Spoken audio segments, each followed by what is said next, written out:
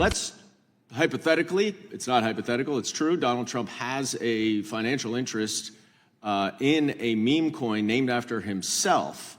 And he recently offered a VIP White House tour and special reception to the meme coin's 25 biggest holders. After that announcement, the coin surged more than 50%. Does that seem like something that warrants investigation to you, Mr. Turley? Well, there's no question that you can investigate that to see if there was any criminal conduct. I want to distinguish between that and the influence peddling scandal that the hearing was about in the Biden administration. I'm not talking about that hearing. And I know you like to filibuster, Mr. Turley. No, I'm happy to talk about that hearing. It was the biggest joke of an investigation. It was embarrassing that you call yourself a credible criminal professor, that you would actually think that there was any evidence that warranted an investigation. But I'm focusing right now because it would seem to me, if you have any credibility, you would agree that auctioning off a White House tour for the highest investors in your own company would warrant either impeachment or criminal investigation. But let me move on because it gets worse. The president is a significant financial beneficiary of a company called World Liberty Financial, which issues a stable coin. Are you familiar with stable coins? I'm not. Okay. A stable coin is essentially a digital version of a dollar that can be used in transactions. Recently, the World Liberty, this organization which Donald Trump is a beneficiary of, entered into a deal with a UAE-backed company that would complete a $2 billion transaction with a company that has previously admitted to engaging in money laundering. And Donald Trump's company will now generate tens to hundreds of millions of dollars in revenue from that transaction with a foreign government. And I'm sure you're familiar with the Foreign Emoluments Clause, Mr. Turley. Would you say that based on that information, since apparently you only follow Hunter Biden's finances and not President Trump's, would you say that based on me providing you with that information, that would warrant an impeachment investigation?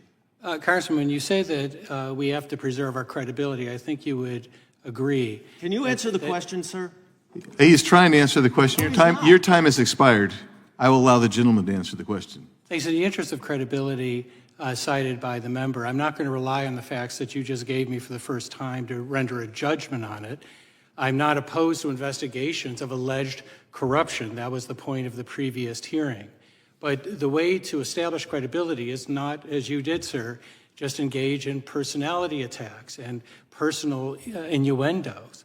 I'm happy to speak with you and to work with you about anything dealing with corruption in this building. I've been writing about that for 3 decades. I've been called as a witness for both the Democrats and Republicans dealing with that. Well, but the way to presume, I've only seen you as a witness. Your time has expired, sir. Your time has expired. I'm happy to yield back. Did you finish your question? only that the way that we can actually regain. I thought my time has expired. Your time has expired. I said your time expired. He gets an opportunity to finish answering the question. I'd like to reclaim my time. No, you have no additional time. You are out of order. He's answering Be quiet. my question. You are out of order. I would like to reclaim you cannot, my time. No.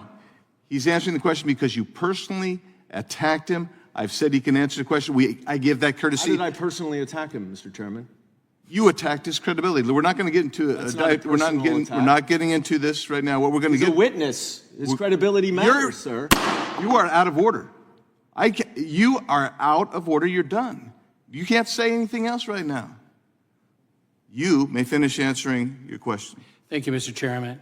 I think that the one lesson from this exchange is that it's possible that we can restore credibility in this institution if we can just get beyond the personal attacks. There were no personal attacks, Mr. Turley. You are a witness. Done. Your credibility matters.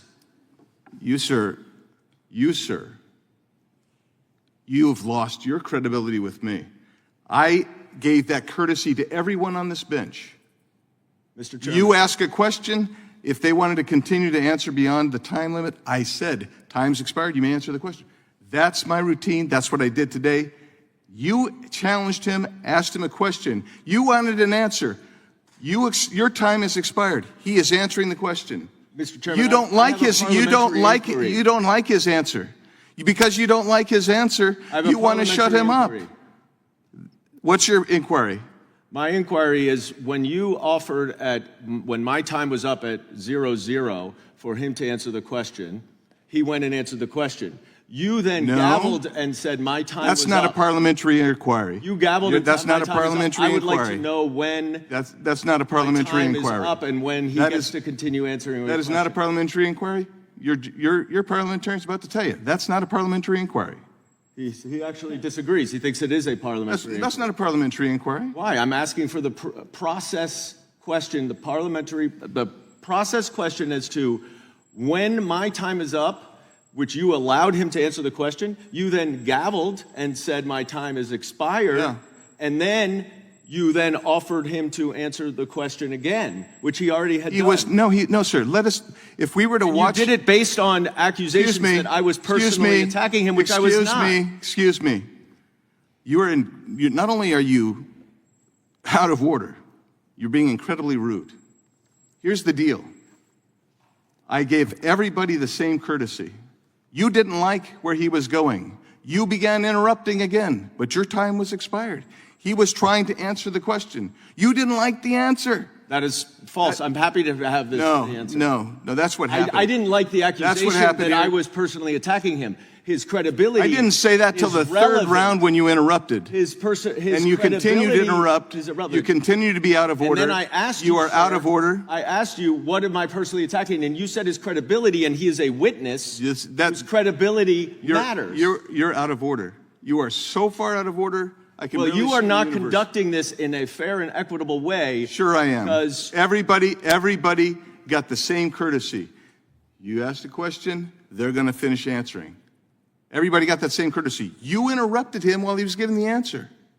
That's why you got gavelled. And then you got interrupted. And then you interrupted. That's why and then you said my time is up, which is when you would go to the next person. I gave the same courtesy to every member on your side of the aisle as I gave over here.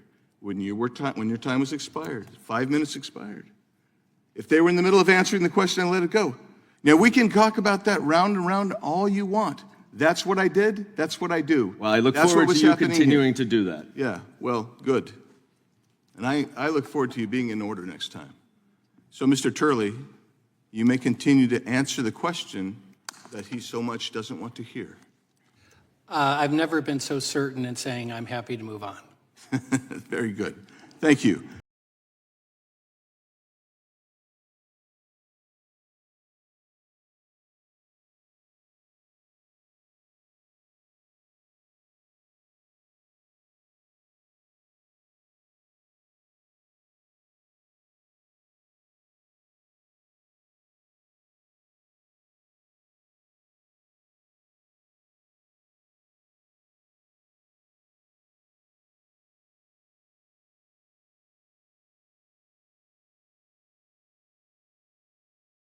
Laurel.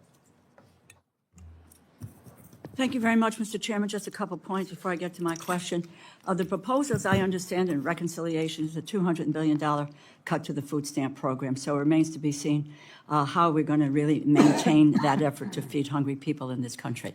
A tax on sugary beverages. I've introduced that legislation, the SWEET Act, many years ago.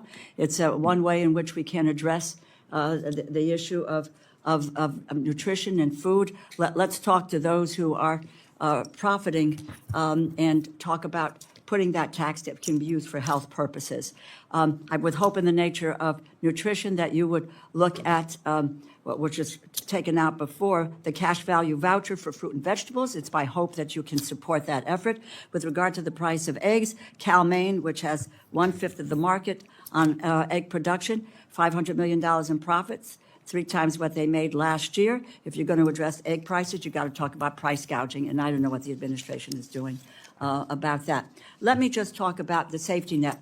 which leaves New England and specialty crop farmers with few resources to recoup losses, forcing them to make very difficult decisions that put their livelihoods in danger and community food systems at risk.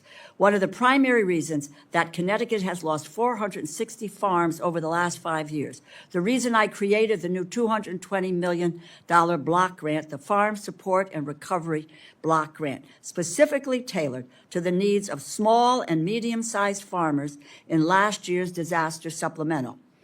I know our commissioner is going to be here a little bit later, and I know how excited that we are about this program and about farmers are excited about this program. Specialty crop farms have a hard time receiving crop insurance because of the lack of availability of coverage for diverse and specialty crops.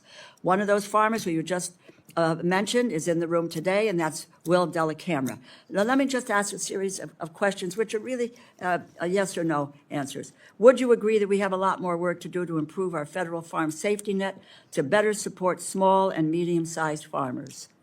It's very important. Okay. Will you commit to getting disaster aid in farmers' pockets as soon as possible? Yes, ma'am, we're working 24 hours a day on that. Will you ensure that this $220 million grant covers the losses it intended to cover, including crop and livestock losses?